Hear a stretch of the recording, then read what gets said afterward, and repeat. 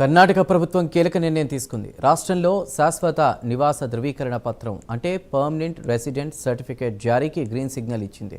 శుక్రవారం నుండి దరఖాస్తుల స్వీకరణ ప్రారంభం కానుంది. ఈ సర్టిఫికేట్కు ఎవరు అర్హులు, ఎలాంటి పత్రాలు సమర్పించాలి, ఎక్కడ దరఖాస్తు చేసుకోవాలి, ఈ సర్టిఫికేట్ల వల్ల ఉపయోగాలేంటి, ఇంతకు ఈ సర్టిఫికేట్కు విలువ ఉందా?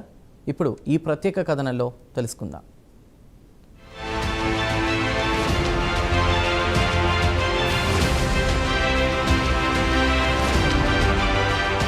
కర్ణాటకలో శాశ్వత నివాస ధృవీకరణ పత్రాల జారీకి ప్రభుత్వం అధికారికంగా మార్గదర్శకాలు విడుదల చేస్తుంది.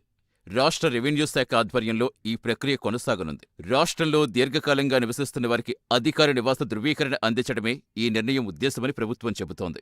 ప్రభుత్వం ప్రకటించిన నిబంధనల ప్రకారం కర్ణాటకలో కనీసం 10 సంవత్సరాలుగా నిరంతరం నివసిస్తున్న వారు ఈ సర్టిఫికెట్కు అర్హులవుతారు. లేదా వారి తల్లిదండ్రులు లేదా చట్టబద్ధ సంరక్షకులు రాష్ట్రంలో 10 ఏళ్లుగా నివసిస్తున్నట్టుగా నిరూపించగలిగిన అర్హత లభిస్తుంది. ఈ విధంగా దరఖాస్తుదారులు సమర్పించే ఆధారాలు అధికారులు పరిశీలించి తుది నిర్ణయం తీసుకుంటారు. ఈ సర్టిఫికెట్ కోసం ప్రభుత్వం ఆన్లైన్, ఆఫ్లైన్ 2 విధానాల్లో దరఖాస్తు చేసే అవకాశం కల్పించింది. సేవా కేంద్రాలు, ప్రభుత్వం సూచించిన పోర్టల్ ద్వారా దరఖాస్తు చేసుకోవచ్చు. దరఖాస్తుతో పాటు నివాసానికి సంబంధించిన ఆధారాలు, గుర్తింపు పత్రాలు, అవసరమయ్యే ఇతర డాక్యుమెంట్లు సమర్పించాల్సి ఉంటుంది. అవసరమైతే స్థానిక అధికారుల ద్వారా క్షేత్రస్థాయిలో కూడా ధృవీకరణ నిర్వహిస్తారు.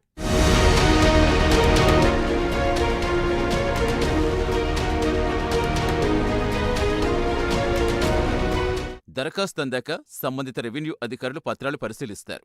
అన్ని వివరాలు సక్రమంగా ఉన్నట్టుగా నిర్ధారణ అయితే శాశ్వత నివాస ధృవీకరణ పత్రం జారీ చేస్తారు.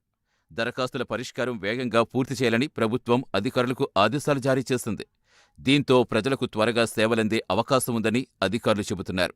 ఈ సర్టిఫికెట్ ఉద్దేశంపై కూడా ప్రభుత్వం వివరణిచ్చింది.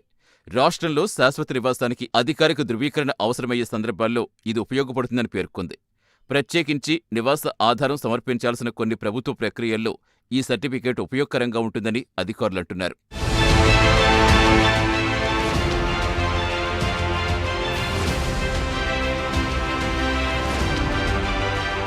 అయితే ఈ నిర్ణయంపై రాజకీయంగా భిన్నాభిప్రాయాలు వ్యక్తమవుతున్నాయి. ప్రభుత్వ నిర్ణయాన్ని అధికార పక్షం సమర్థిస్తుంటే ప్రతిపక్షాలు పలు ప్రశ్నలు లేవనెత్తుతున్నాయి. ఈ సర్టిఫికేట్ ఉద్దేశం ఏంటి? దీని అమల్లో ఎలాంటి ప్రమాణాలు పాటిస్తారు? భవిష్యత్తులో ఇది ఏ ప్రభుత్వ సేవల్లో ఉపయోగపడుతుంది? ఇలాంటి అంశాలపై రాజకీయ చర్చ కొనసాగుతుంది. ఇది రాజ్యాంగ విరుద్ధమని బీజేపీ అభిప్రాయపడింది. ఇలాంటి సర్వేలు, సర్టిఫికెట్లిచ్చే అధికారం రాష్ట్ర ప్రభుత్వానికి లేదని మాజీ సీఎం జగదీష్ షెట్లర్ అన్నారు. కోర్టుకెళితే ఇది చెల్లదన్నారు. State government has no power at all. Only central government of India is have power for the caste census is concerned. So indirectly naming other recording, indirectly they started the surveying, but it is not valid. It is not a constitution.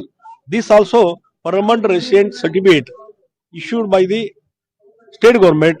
It is against the law and against the constitution. So again, if anybody approach the court, definitely it will be set aside. నిపుణుల అభిప్రాయం ప్రకారం శాశ్వత నివాస ధృవీకరణ వ్యవస్థను పారదర్శకంగా అమలు చేస్తే ప్రజలకు ప్రయోజనం కలిగే అవకాశం ఉంది. అయితే అర్హత నిర్ధారణలో స్పష్టమైన ప్రమాణాలు, సరైన పరిశీలన, సాంకేతిక పారదర్శకత ఎంతో కీలకమని వారు సూచిస్తున్నారు.